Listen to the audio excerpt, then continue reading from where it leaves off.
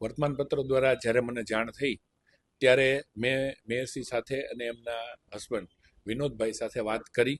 એમનું કહેવાનું એમ હતું કે એમની આ પૈતૃક જગ્યા એમને મળેલી છે અને એમના કોઈ ભત્રીજાનું જે ગેરેજ પણ ઘણા ટાઈમથી ચાલુ હતું વગેરે.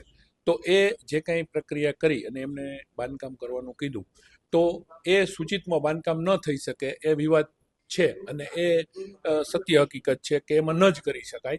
તો એ મુજબ એમને નોટિસ પણ તંત્ર દ્વારા પાઠવવામાં આવી છે અને મારે એમની સાથે વાત થઈ તો મેં પણ એમને કહ્યું કે તમે જે કાંઈ ડોક્યુમેન્ટનું કહો છો એ ડોક્યુમેન્ટ રજૂ કરો અને તંત્ર આમાં જે કાંઈ તપાસ કરી અને જે તંત્ર નિર્ણય લેશે એમાં અમે એ નિયમને ફોલો એ કરશે. કેમ કે દરેક નિયમ દરેક નાગરિક માટે સરખો જ હોય છે અને એમાં મેયરશ્રી પણ બાકાત નથી.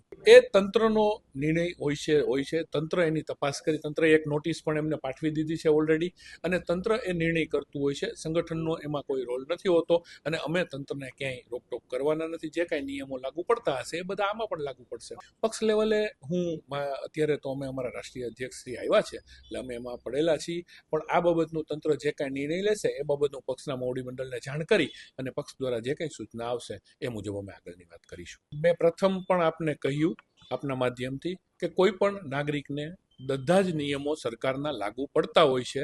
એમને એમના હસબન્ડ વિનોદભાઈને પણ મેં આ જ વાત કરી કે ભાઈ આપણે આ બધા જ નિયમોનું પાલન કરવું જોઈએ, સૂચિતમાં બાંધકામ ન થાય એ એમને પણ મેં વાત કરેલી છે.